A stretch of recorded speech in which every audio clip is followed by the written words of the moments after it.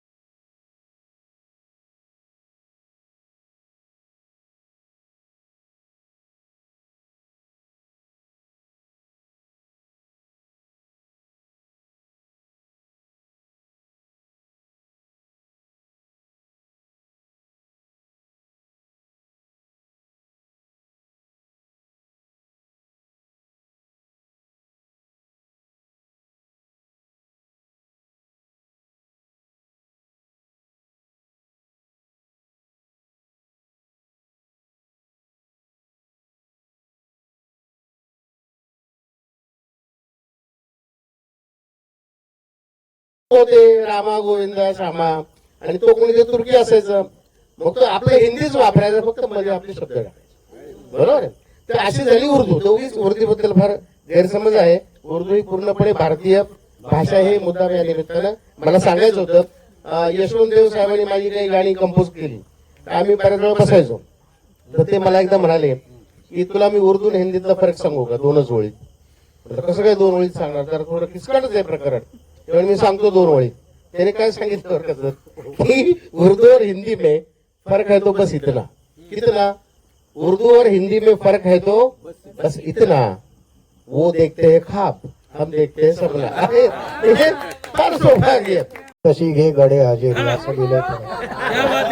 तुला न भेटू शकलो आता, हवी तशी घे गडे हजेरी.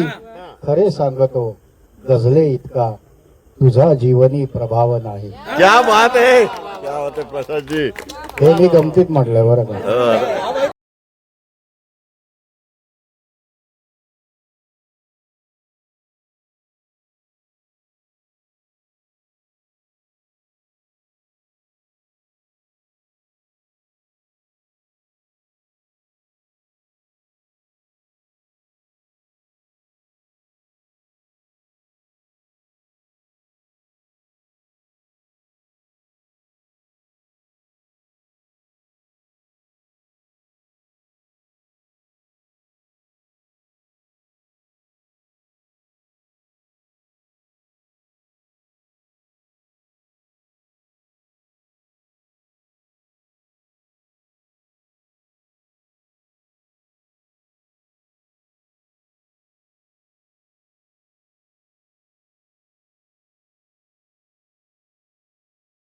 सुरेश वाडकर यांनी गायलेली कार्टून पहा कसे वाटतं तुम्हाला.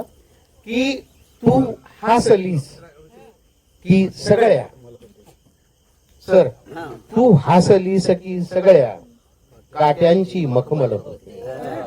तू हसलीस की सगळ्या काट्यांची मखमल होते.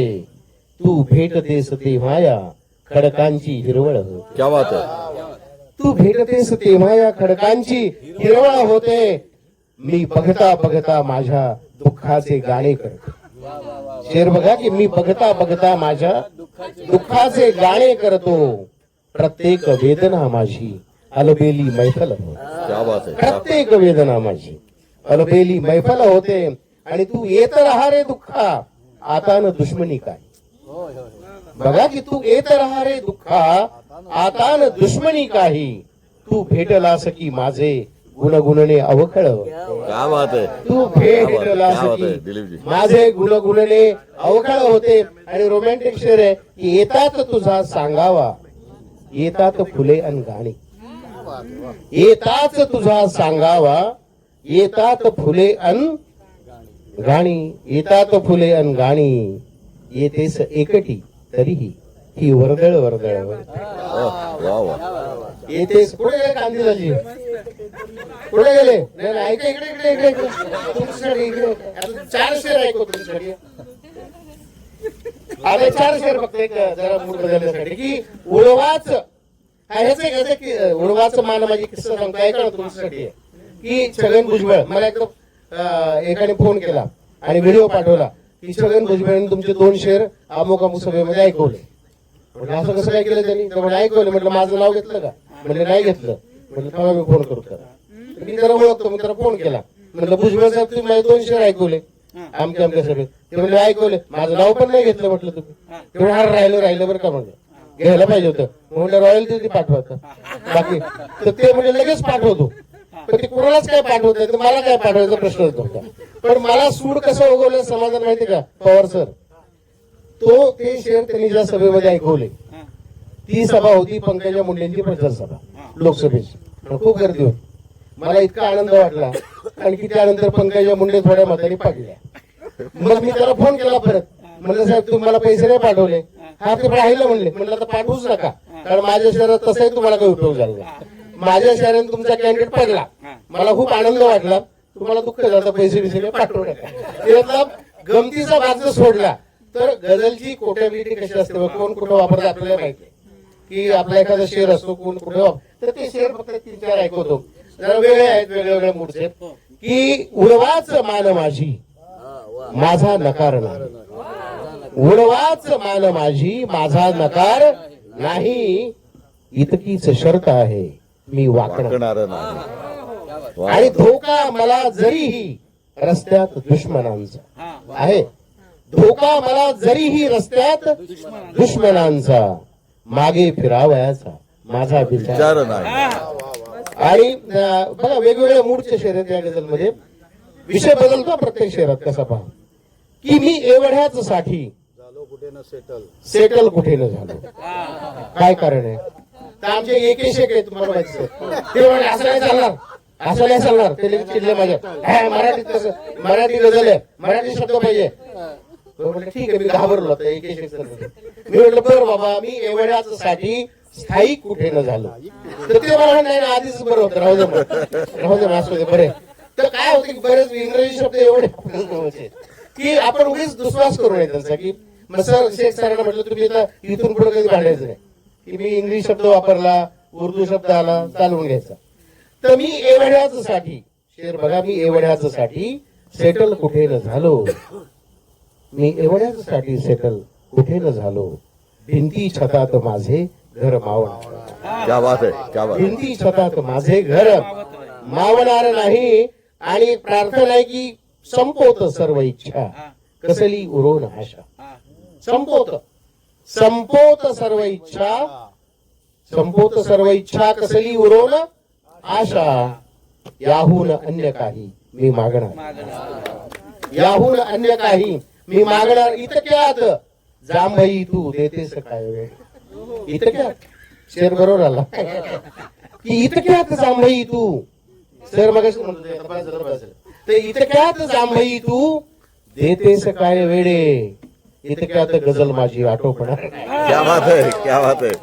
आणि ही धमकी दिल्यावर आता शेवटचे 2 शेर धमकी दिली तरी सुद्धा बघा. पण हे काळजीपूर्वक ऐका बरं का. काळजीपूर्वक ऐकले तरच हे शेर कळतील. की त्रेतायुगात माझे पूर्वज महान होते. बरं का? म्हणजे आपली सध्याची सवय त्याच्यावरचं शेर आहे की आपण त्रेतायुगाच्या अलीकडचं पलीकडचं बोलतच नाही, सध्याचं अजिबात बोलत नाही. त्रेतायुगात माझे पूर्वज महान होते, त्रेतायुगात माझे पूर्वज महान होते, असल्या फुशारकीवर माझी मदार नाही. क्या बात आहे. असल्या फुशारकीवर माझी मदार नाही. आणि शेवटचा शेर बघा एक नाजूक आहे की सोलून काढले बघ मी कातडे मनाचे. शेर आहे का काळजीपूर्वक.